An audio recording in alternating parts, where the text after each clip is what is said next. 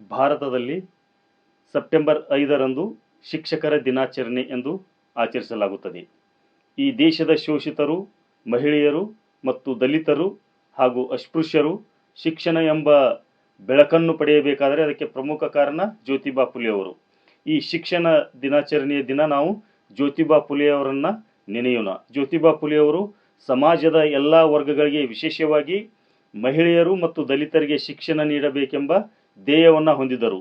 ಶಿಕ್ಷಣವಿಲ್ಲದೆ ದಾಸ್ಯದಿಂದ ಮುಕ್ತಿ ಅಸಾಧ್ಯ ಎಂಬ ತತ್ವದಲ್ಲಿ ನಂಬಿಕೆ ಇಟ್ಟು ಎಲ್ಲರಿಗೂ ಶಿಕ್ಷಣ ಕೊಡುವವರ ಕೆಲಸವನ್ನು ಅವರು ಮಾಡಿದರು. ಜೊತೆಗೆ ಸಾವಿತ್ರಿಬಾಯಿ ಫುಲೆ ಅವರನ್ನು ಸಹ ನಾವು ಈ ದಿನ ಸ್ಮರಿಸಲೇಬೇಕಾಗುತ್ತದೆ. ಇವರು ಭಾರತದ ಪ್ರಪ್ರಥಮ ಮಹಿಳಾ ಶಿಕ್ಷಕಿ.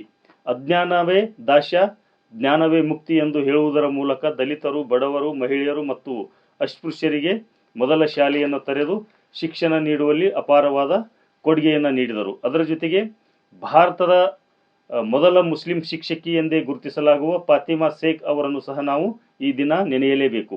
1848ರಲ್ಲಿ ಫುಲೆ ದಂಪತಿಗಳೊಂದಿಗೆ ಸೇರಿ ಇವರು ಶಾಲೆಯನ್ನು ನಡೆಸುತ್ತಿದ್ದರು. ಅಸ್ಪೃಶ್ಯರಿಗೆ ಶಿಕ್ಷಣ ನೀಡಬಾರದು, ಅಸ್ಪೃಶ್ಯರಿಗೆ ಪಾಠ ಮಾಡಬಾರದು ಎಂಬಂಥ ಎಷ್ಟೇ ಒತ್ತಡಗಳಿದ್ದರೂ ಸಹಿತ ಹಿಂದೆ ಸರಿಯದೆ ಫುಲೆ ದಂಪತಿಗಳಿಗೆ ಗಟ್ಟಿಯಾಗಿ ನಿಂತು ಅಸ್ಪೃಶ್ಯರಿಗೆ ಶಿಕ್ಷಣವನ್ನು ನೀಡಿದವರಲ್ಲಿ ಫಾತಿಮಾ ಶೇಖ್ ಸಹ ಪ್ರಮುಖರು.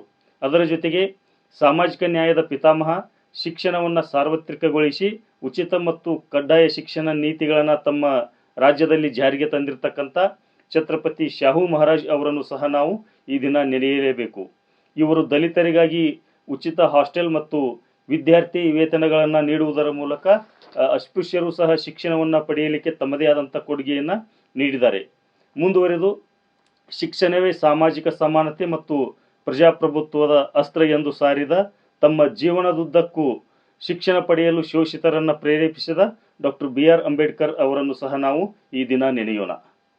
ಒಟ್ಟಿನಲ್ಲಿ ಶಿಕ್ಷಕರ ದಿನಾಚರಣೆಯ ಈ ದಿನದಂದು ಬಹುಜನರಿಗೆ ಶಿಕ್ಷಣ ನೀಡಿದ ಈ ಮಹಾನ್ ನಾಯಕರನ್ನು ಸ್ಮರಣೆ ಮಾಡುವುದರ ಮೂಲಕ ಶಿಕ್ಷಕ ಕೇವಲ ಪಾಠ ಮಾಡುವುದನ್ನಷ್ಟೇ ಮಾಡಬಾರದು, ಬದಲಿಗೆ ಸಮಾಜದಲ್ಲಿರ್ತಕ್ಕಂಥ ಅಜ್ಞಾನ, ಅಸಮಾನತೆ, ಅಸ್ಪೃಶ್ಯತೆಯನ್ನು ದೂರ ಮಾಡಿ ಸಮಾನತೆಯ ತರುವ ಅರಿವನ್ನು ಎಲ್ಲರಲ್ಲಿಯೂ ಮೂಡಿಸಬೇಕು. ಅದುವೇ ನಿಜವಾದ ಶಿಕ್ಷಕನ ಕಾಯಕ ಎಂದು ಹೇಳುತ್ತಾ ಎಲ್ಲರಿಗೂ ಶಿಕ್ಷಕ ದಿನಾಚರಣೆಯ ಶುಭಾಶಯಗಳು. ಜೈ ಭೀಮ್, ಜೈ ಪ್ರಬುದ್ಧ ಭಾರತ.